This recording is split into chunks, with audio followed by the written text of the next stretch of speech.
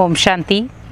आज हम भगवान से बहुत सारी प्रार्थनाएं करते हैं और कई बार मन में प्रश्न उठता है कि हम भगवान से इतनी सारी विनती करते, इतनी सारी प्रार्थनाएं करते हैं, लेकिन वो प्रार्थना का जवाब देता क्यों नहीं है, और अगर देता भी है तो इतना लेट क्यों देता है। पहली बात यह है कि हम भगवान से जो भी अर्चना या प्रार्थना करते हैं, कहीं ना कहीं उन चीज़ों में हमारा कुछ लेन देन होता है। भगवान भी हमेशा कहते हैं कि निस्वार्थ भाव से जो चीज़ की जाए उसमें शक्ति होती है, क्योंकि आज जैसे हम कोई भी कार्य करते हैं उसमें कोई ना कोई स्वार्थ ज़रूर होता है। वैसे ही हम जब भगवान से कुछ प्रार्थनाएं करते हैं, कोई ना कोई स्वार्थ होता है। आपने देखा होगा जब भगवान के दिन होते हैं, हम जिस भी भगवान का दिन है हम उसी से कुछ ना कुछ लेने की कोशिश करते हैं। पहली बात है, भगवान का कोई दिन नहीं है। हम हर घड़ी, हर क्षण, हर श्वास उसको याद कर सकते हैं, किसी को भी। वैसे ही जब हम अपने जीवन में कोई भी प्रकार से उलझ जाते हैं या कई बार हमारे जीवन में कोई ऐसी दर्द भरी घटनाएं हो जाती हैं, कोई प्रॉब्लम आ जाती है या घर पे कोई समस्या आ जाती है, जीवन में कोई समस्या आ जाती, मानसिक रूप में कोई समस्या आ जाती, धन के संबंधित कोई समस्या आ जाती या बच्चों के संबंधित, तो हम सबसे पहले किससे प्रार्थना करते हैं? परमात्मा से। परमात्मा हमारे बच्चों की बुद्धि अच्छी करना, परमात्मा हमारे घर में धन की वृद्धि करना, परमात्मा हमारे शरीर को स्वस्थ रखना, परमात्मा हमारे बिजनेस को बढ़ाना, परमात्मा हमारी गृहस्थी को संभालना। मीन्स हम जो भी प्रार्थनाएं कर रहे हैं वो किसके लिए है? स्वयं के लिए। अब वो प्रार्थनाएं तो हम कर रहे हैं, लेकिन एक चीज़ हम भूल जाते हैं कि प्रार्थना ओनली आप नहीं कर रहे हैं, पूरा संसार भगवान की प्रार्थना कर रहा है। भगवान से कुछ मांगने के लिए बैठा हुआ है, ले रहा है। जैसे एक डॉक्टर के पास, आपको एक उदाहरण के रूप में, क्योंकि बहुत सारे लोगों के अंदर क्वेश्चन रहता है कि भगवान हमारी प्रार्थना देर से क्यों सुनते हैं, तो मैं आज आपको एक छोटा सा आंसर दे रही हूँ। हम जब कोई भी वर्क करते हैं, मान लो आप एक डॉक्टर हैं, आपके पास बहुत सारे पेशेंट आते हैं, आपका एक बड़ा हॉस्पिटल है, आपका टाइम है 2 घंटे का। 10 से 12 आप अपने जो भी आपका मेन क्लिनिक है वहाँ पर आप बैठते हैं। 2 घंटे में आपको पेशेंट्स को मिलना है, तो हम बाहर बोर्ड लगाते हैं 10 से 12 यहाँ पर ये डॉक्टर बैठेंगे और आपको देखेंगे। उसके लिए हम क्या करते हैं? पहले हम जाकर के पहले अपना नंबर लगाते हैं। हम वहाँ जाकर के अपना सारा दे के आते हैं कि मुझे ये डॉक्टर को दिखाना है, तो मुझे कब आना चाहिए। तो डॉक्टर आपको कह देता है आप परसों आओ, कल आओ, या आज आओ, इतने बजे आओ और इस टाइम पे आओ। इसका मतलब जब एक प्रोफेशनल डॉक्टर आपको टाइमिंग के अकॉर्डिंग, दिन के अकॉर्डिंग आपके सल्यूशन को देख रहा है या आपकी चीज़ को सुन रहा है, तो भगवान के पास तो पूरा संसार है। कितनों की प्रार्थना उसके दिन भर आती है, आप सोचिए 1 सेकंड में उसके पास प्रार्थनाएं कितनी आती हैं। वो सल्यूशन करता है, लेकिन नंबर वाइज। जहाँ पर उसे लगता है कि यहाँ पर इस प्रार्थना से किसी का जल्दी से हल होने वाला है, तो वो कर देता है।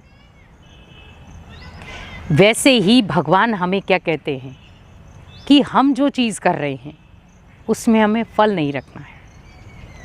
जैसे कल किसी ने हमें यहाँ पर एक मैसेज किया था कि हम अपने जीवन में भले सामने वाले के लिए कितना भी अच्छा कुछ कर लें, लेकिन सामने वाला हमेशा हमारे साथ बुरा करता है। आप हमेशा याद रखें, आपने इस जन्म में उसके साथ अच्छा किया है, पूर्व जन्म में आपको नहीं पता कि आपने उसके साथ क्या बुरा किया है, क्योंकि क्रिया की प्रतिक्रिया होती है, बिना क्रिया के कोई प्रतिक्रिया नहीं होती। आपने जब ऊपर की ओर पत्थर फेंका तो पत्थर ऑलरेडी आपके पास नीचे आएगा, भले कुछ वो दूरी पर पड़ेगा, आपने यहाँ से भेजा था, लेकिन जब वो नीचे गिरेगा तो कुछ आपकी बॉडी से अलग से निकलेगा वो। वैसे ही अगर आपके जीवन में कोई भी परेशानी आ रही है, हम भगवान को प्रार्थना के अकॉर्डिंग उस परेशानी को सुना रहे हैं। परेशानी किसी भी ओर से आई हो, उस परेशानी से कहीं ना कहीं हमारे कर्मों का नाता जुड़ा है। आज व्यक्ति कई बार ऐसा हमारे जीवन में आ जाता है जो हमें अंदर तक तोड़ देता है, और फिर हम परमात्मा से प्रार्थना करते हैं कि भगवान या तो आप मेरे को उठा लो और या मुझे इन चीज़ों से निकालो। अब भगवान अगर ये चीज़ का ध्यान रखे कि आपने जब पूर्व जन्मों में कोई कर्मों का हिसाब किताब बनाया था, तो मैं उसको कैसे भूल जाऊं? क्योंकि कर्मों का हिसाब किताब तो हम नहीं भूल सकते ना। क्योंकि जीवन में अगर हम एक अच्छी चीज़ लेना चाहते तो 10 बुरी भी खड़ी होंगी आपके सामने। एक अच्छी प्राप्ति के लिए 10 आपके सामने पत्थर रखे जाएंगे। आप जब 10 पत्थरों को क्रॉस करेंगे तो जाकर के आपको एक अच्छी चीज़ मिलेगी। जैसे आम का पेड़ है, उसके ऊपर बहुत सारे आम हैं लेकिन ऊंचे हैं, तो बच्चे क्या बड़े तक भी क्या करते, कोई डंडे का सहारा लेता, कोई पत्थर का सहारा लेता और कोई उस वृक्ष पे चढ़ जाता है। लेकिन अगर हम कहें कि हम वृक्ष को देख लें और वो मुझे फल दे दे, पॉसिबल है? नहीं। तो वैसे ही सोचे, जब वो चीज़ पॉसिबल नहीं है तो फिर हम अपनी ही बनाई हुई चीज़ों से इम्पॉसिबल चीज़ को भी पॉसिबल कैसे कर पा रहे हैं? हम भगवान से प्रार्थना कर रहे हैं, करनी भी चाहिए, क्योंकि वो हमारा पिता है। अगर हम अपने मन की बात उसको नहीं सुनाएंगे तो किसको सुनाएंगे? लेकिन जब आप भगवान से प्रार्थना कर लेते हैं और फिर हम एक तरफ तो भगवान को सुना भी देंगे और दूसरी तरफ उसकी सुनेंगे भी नहीं, तो सुनाया भी उसको लेकिन उसके सुनेंगे नहीं हम, तो भगवान हमें क्या कह रहा है? सत्कर्म करो, श्रेष्ठ पथ पर चलो, जीवन में सबको दुआएं दो, अपने जीवन को खुशहाल रखो, जीवन को शक्तिशाली बनाओ और संकल्पों का ध्यान रखो। लेकिन हम वो चीज़ें तो नहीं कर पा रहे। तो जब हम भगवान का कहना नहीं मान रहे तो क्या भगवान हमारा कहना मानेगा?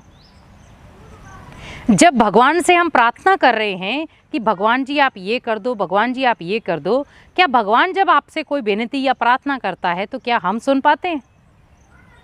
जब हम उसके पथ पर चलने के लिए इतना कुछ कर लेते हैं, अगर कोई आपको कह दे कि आप आधे घंटे के लिए भगवान के घर में आओ और हम कहते हैं हमारे पास फुर्सत नहीं है, और भगवान को हम कहें कि आप 24 घंटे हमारे पास बैठे रहो, पॉसिबल है? भगवान के लिए हमारे पास आधा घंटा भी नहीं है और भगवान को कह रहे हैं कि भगवान आप 24 घंटे मेरा साथ दो। भगवान भी उसका ही साथ देता है जो अपना साथ देता है। इसीलिए भगवान हमेशा एक चीज़ याद दिलाते हैं कि अगर आपको जीवन में कुछ हासिल करना है तो बिना परमात्मा के सहारे के आप नहीं कर सकते। दुनिया का सहारा आपको भी मिल जाए, बहुत सारा मिल जाएगा, लेकिन वो होगा स्वार्थ भरा। अगर आज आपने किसी की मदद की है तो कल सामने वाला आपकी मदद लेने के लिए तैयार बैठा है। वो डायरेक्टली कहेगा कि आपने मेरे से मदद ली थी, अब मेरे को आपकी मदद की ज़रूरत है, आप मेरी मदद करो। लेकिन अगर भगवान आपकी मदद करता है तो कभी ये नहीं कहता कि मैंने आपकी मदद की थी, अब आप मेरी मदद करो। इसीलिए भगवान से प्रार्थना करें, लेकिन उस प्रार्थना के आधार पर थोड़ा सा अपने जीवन को एक संतुष्टता का दर्जा भी दें। और संतुष्टता का दर्जा क्यों देना है? कि कहीं ना कहीं भगवान हमारी बात को सुनेगा और वो अच्छे तरीके से सुनेगा, क्योंकि उसके लिए हम सब बच्चे हैं। दुनिया के लिए भले हम कैसे भी किसी भी रूप के हों, लेकिन उसके लिए हम सब बच्चे हैं। लेकिन जब उसे पता है कि इसके जीवन में इस बात का सल्यूशन अब जाकर देना है तो वो तभी देगा। इसीलिए होपलेस ना हो। भगवान से हम जो भी प्रार्थना करते हैं वो उस तक पहुंचती है, लेकिन बस यही है, थोड़ा सा टाइम लगता है। इसीलिए अपने जीवन में आप भगवान से जब तक आप नाता जोड़े रखेंगे तब तक आपका जीवन सुंदर और साफ चलता रहेगा। ओम शांति।